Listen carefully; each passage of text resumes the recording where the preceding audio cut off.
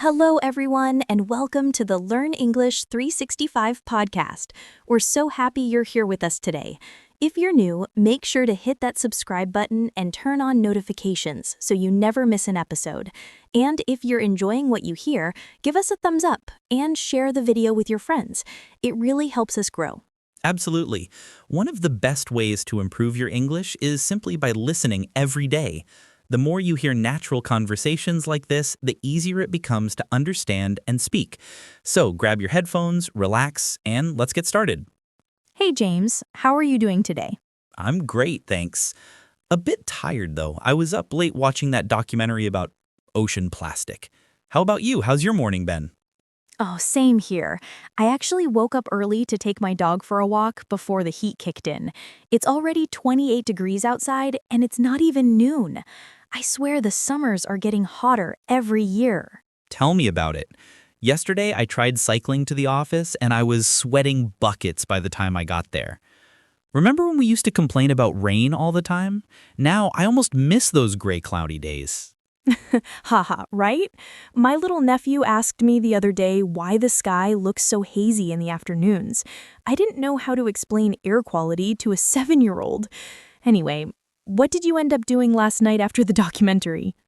I couldn't sleep, so I started reading articles about wildfires in Australia.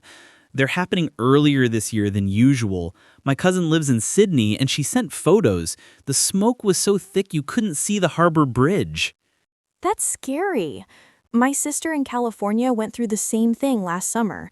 She had to keep the kids inside for weeks because the air was dangerous to breathe. We used to plan beach trips in July. Now they're checking air quality apps before leaving the house. It's wild how much has changed in just a few years. Remember when we were kids and snow in winter was guaranteed? Last year we barely had a white Christmas. My dad still talks about building snowmen every December. My mom showed me photos from the 90s. Our garden used to be full of roses in spring. Now half the plants struggle because the soil is too dry. She spent so much time watering everything, but the water restrictions make it tricky. Speaking of water, I read that some cities in India are running out completely certain days of the week. People queue for hours with buckets. Can you imagine turning on the tap and nothing comes out? I can't. We're so lucky here, but even our river levels are lower than normal. I went kayaking with friends last weekend, and we got stuck in the mud twice because the water was so shallow. That must have been an adventure. Did you manage to push the kayak free? Eventually, yes, after a lot of laughing and splashing. But it made me think how these little changes add up. The fish were jumping like crazy because the water was warmer than usual. The guide said some species are moving north to find cooler currents. Nature adapting on the move. I saw a report about polar bears swimming longer distances between ice flows. One swam over 600 kilometers looking for food. 600! That's like swimming from London to Paris and back. Poor things. And then there's the coral reefs. My friend just came back from the Great Barrier Reef, and she said large sections are completely white now. She used to snorkel there as a kid, and it was exploding with color. Bleaching, right? When the water gets too warm, the coral expels the algae and starves. I learned that term last month. Thermal stress. Sounds so clinical for something that looks like the ocean is dying. Exactly. And it's not just pretty fish. Coral supports 25% of all marine life. If it goes, the whole food chain collapses. Fishermen in Southeast Asia are already noticing smaller catches. My uncle used to fish off the coast of Cornwall every summer. Last time he went, he came back with half the usual haul. He said the mackerel have moved further north chasing colder water. Same with farmers. My neighbor grows apples, and this year the blossoms came 2 weeks early because of the warm spring. Then a late frost hit and killed most of the buds. He lost 80% of his crop. That's devastating. And insurance doesn't always cover weird weather yet. I heard coffee prices might double in the next decade because plantations in Brazil and Vietnam are struggling with drought and new pests. I love my morning coffee. Please don't take that away from me. Though I did switch to a local roaster who sources beans from higher altitudes, where it's still cool enough. Small changes, right? Every bit helps. I installed a smart thermostat last month that learns my schedule and turns off the AC when I'm not home. Saved 20% on the bill already. Nice. I started collecting rainwater for the garden. My dad thought I was crazy at first, but now he's copying me. The barrel fills up in one good storm. Clever. My office switched to reusable cups. No more plastic lids in the bin. We even have a leaderboard for who brings their own mug most often. I'm currently in second place. Competitive recycling, I love it. Schools are teaching kids about this now too. My friend's daughter came home and lectured the family on food miles, how far ingredients travel before reaching the plate. Smart kid. I bet in 10 years she'll be running the show. Actually, teenagers are already leading the charge. Those climate strikes a few years back, millions of students walking out of class to demand action. I joined one in London. The energy was incredible. All these young people holding signs saying there is no planet B made me feel hopeful and guilty at the same time. Same. We can't leave the mess for them to clean up. That's why I'm trying to fly less. Took the train to Manchester last month instead of a quick flight. Took longer, but I got so much work done and saw the countryside. I did the Eurostar to Paris for my birthday.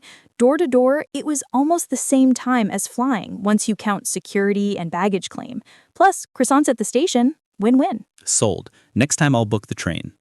Oh, speaking of travel, have you seen those new electric ferries in Norway? Silent, no fumes, running on hydropower. They carry hundreds of passengers across the fjords. That's the future. And cities banning petrol cars in the center, Amsterdam, Paris, even parts of London. My friend moved to a car-free neighborhood and says she saves a fortune on parking alone. Imagine the peace and quiet. I live near a main road and the noise drives me mad sometimes. Electric buses are rolling out here too. You barely hear them glide past. Progress in motion. Though we still need bigger changes fast. The ice caps are melting quicker than scientists predicted even 5 years ago. Greenland lost 1 trillion tons in 1 decade. And Antarctica is not far behind. If both go, sea levels rise meters. Goodbye coastal cities. Miami is already flooding on sunny days because the ground is porous. King tides, they call them. Streets underwater, cars floating. Insane to see on the news. Makes you wonder what the world will look like in 20, 30 years.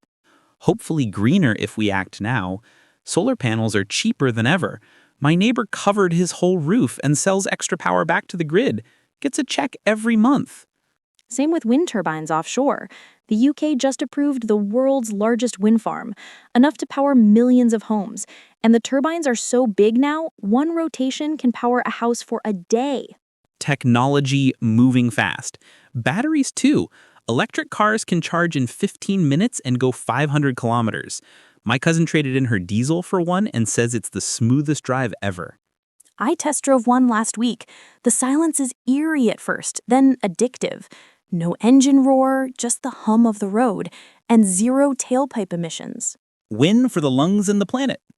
Cities in China went from smog alerts to blue skies in a decade by switching buses and taxis to electric. Imagine breathing clean air every day.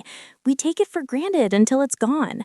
That's why I started a tiny balcony garden. Tomatoes, basil, chilies. Even in the city, growing your own food feels like a small rebellion. I tried growing herbs on my windowsill. Killed the mint in 2 weeks. Overwatering. Any tips? Less is more. Stick your finger in the soil. If the top inch is dry, then water. And morning sun is best. You'll have fresh pesto in no time. Challenge accepted. Maybe I'll document the journey for the podcast. James versus the basil plant. Listeners can vote on whether it survives. Speaking of listeners, we've had messages from all over: Brazil, Japan, Turkey, even Antarctica. A researcher there said they're seeing penguins lay eggs earlier because the ice breaks up sooner. Nature's calendar completely shifted. Birds migrating at wrong times, flowers blooming in winter. My local park had daffodils in January this year. Mine too. Confused the bees. They came out early and found no nectar. Whole ecosystems out of sync. It's a domino effect. But the good news is solutions exist. Reforestation projects in Ethiopia planted billions of trees in 1 day. Community effort. And in Costa Rica, they reversed deforestation. Now over half the country is forest again. Sloths and monkeys everywhere. Sloths are my spirit animal. Slow and steady wins the race, or in this case, saves the planet. Perfect mascot for climate action. Okay, before we wrap up, let's quickly recap some useful vocabulary we used today. Dear listeners, in this episode, you heard and practiced words like bleaching, thermal stress, food miles, reforestation, tailpipe emissions, and king tides. Try using them in sentences this week. It'll stick. Absolutely. And we'd love to hear your thoughts. What changes have you noticed in your local weather or environment? Are you trying any eco-friendly habits? Drop a comment below. We read every single one. Yes. Tell us about your balcony garden disasters or victories, your electric car dreams, anything. Let's keep the conversation going. And don't forget to like, subscribe, and